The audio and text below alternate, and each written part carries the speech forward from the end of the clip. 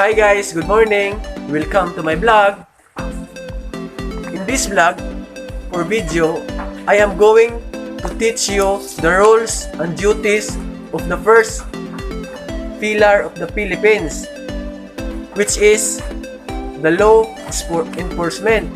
In this vlog or video, I will focus on doing lectures than showing actual setups or real life scenarios.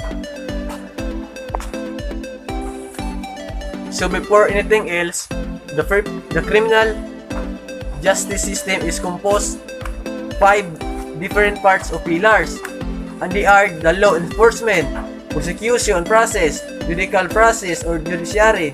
Next is penology or penal or correctional process, and the lastly is the community.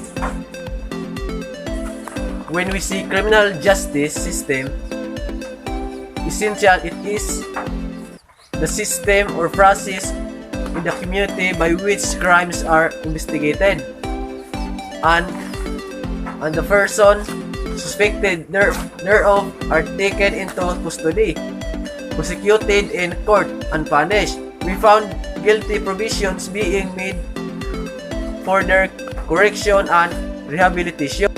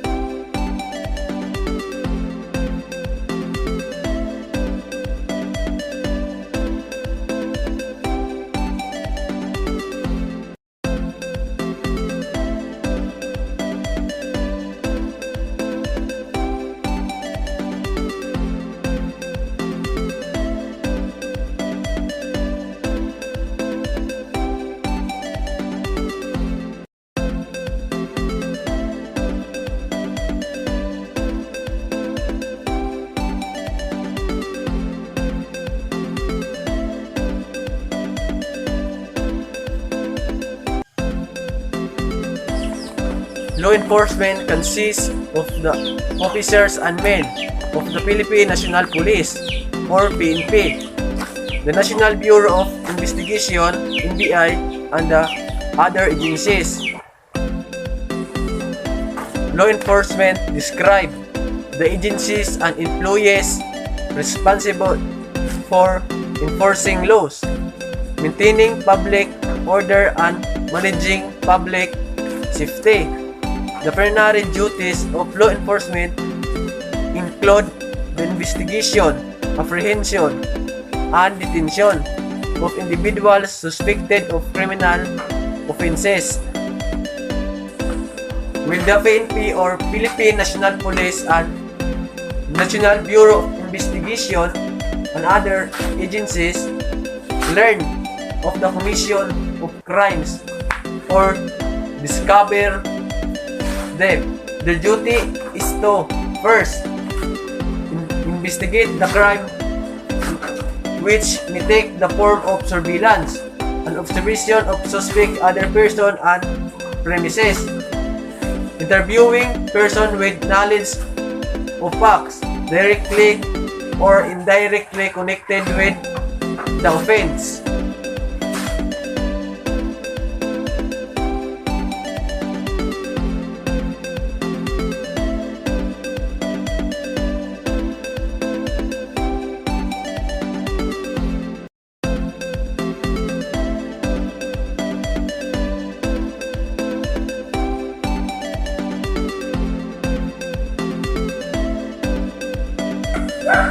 police officer, in other words, collect evidence for use in the prosecution of the suspect in the court. This may consist of the testimony of witnesses, including invited suspects, which are invariably taken down in question and answer form.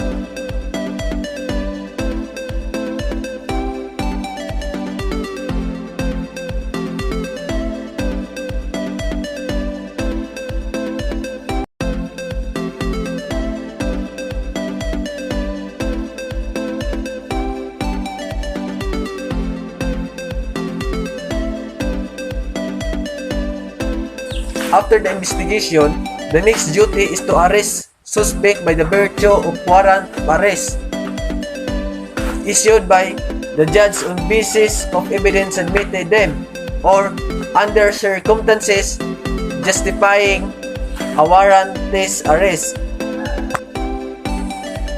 It is important to have a warrant of arrest when arresting a suspect.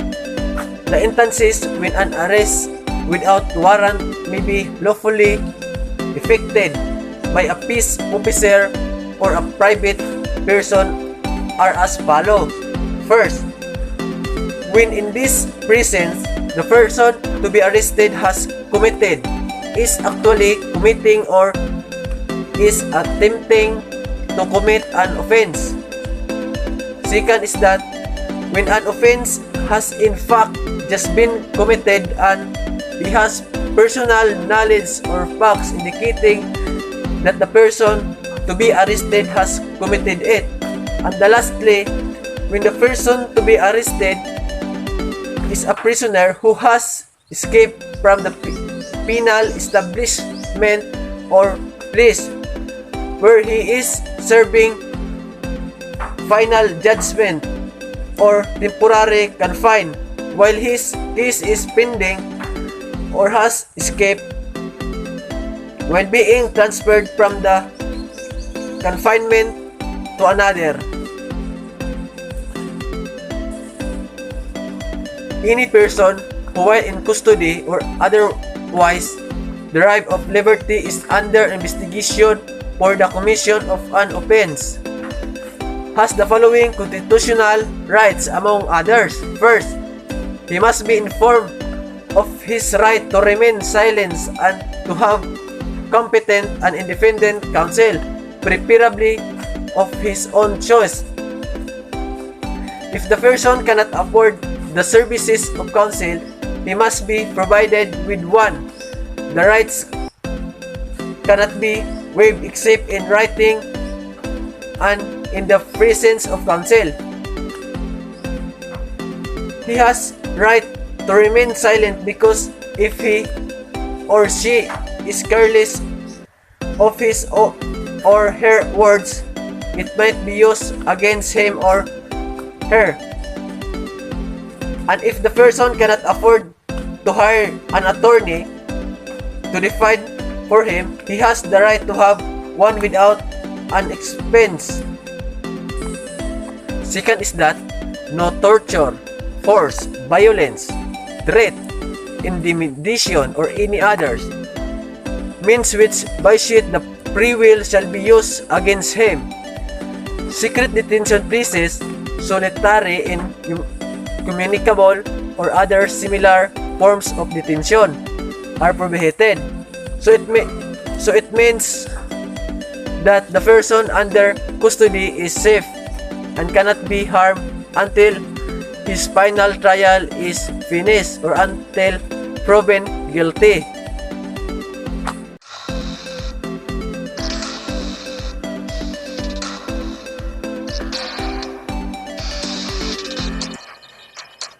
Necklacing is a horrific torture that involves forcing a rubber tire filled with gasoline around a victim's chest and arms, and then setting it on fire. The victim may take up to 20 minutes to die, suffering severe burns in the process. In South Africa, Nigeria, and India, necklacing was a common sentence carried out by angry mobs to punish suspected thieves and rapists in the 1970s and 80s. Brazilian drug lords are also known to have necklaced their enemies, most notoriously the journalist Tim Lopez in 2002. After he was kidnapped by local drug dealers, his hands, arms, and legs were severed with a sword while still alive. They then stuffed his body in gasoline-filled tires and set it on fire. The bone-snapping, ligament-tearing torture device known as the rack was one of medieval Europe's favorite interrogation platforms. Essentially, it is a table that has two rollers on either side. The victim's ankles are fastened to one roller and the wrists are chained to the other. A handle and ratchet mechanism attached to one of the rollers is used to gradually increase the tension on the chains, inducing excruciating pain. Over time, the sufferer's joints are dislocated and eventually separated. One horrifying aspect of this torture is hearing the loud popping noises made by snapping cartilage, ligaments, or bones. Muscles are stretched to the point that they lose the ability to contract, rendering them useless.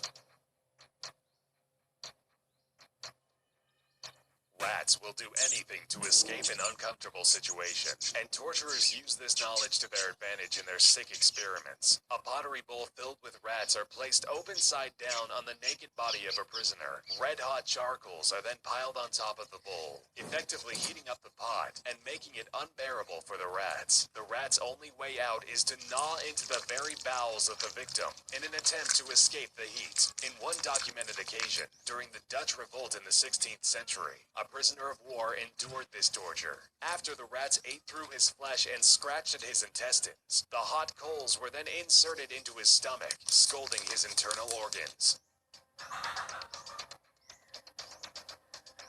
The head crusher is a device that clamps down on the victim's head, smashing it between a metal plate and a rounded iron cap. As the executioner gradually twists the handle, the victim's skull is slowly crushed. Bone fragments from the skull can puncture the brain, causing spontaneous muscle spasms and, of course, brain hemorrhaging. If the person inflicting the pain wants to torment the prisoner even further, he could strike the metal cap with an iron rod, sending echoing pain throughout the person's body. In most cases, the victim is killed, but not before the jaw had been crushed and their eyes. Third, constitutional rights of the person under custody is that any confession or admission obtained in violation of the foregoing shall be inadmissible in evidence against him. So the collected information will be used as evidence. After arresting, the next duty of law enforcement process is to refer the case and the suspect to the Office of Public Prosecutor of Municipal Trial Court for preliminary investigation or directly to the Municipal Trial Court for trial. Overall, the criminal justice system is not just a law enforcement and the personnel inside of it, nor the prosecution, nor the judiciary, nor the penology or community, but all of these 5 pillars. For it to work effectively, it is a must that every pillars will work and cooperate with one another. This is all for today. Have a wonderful day, everyone. God bless. Thank you.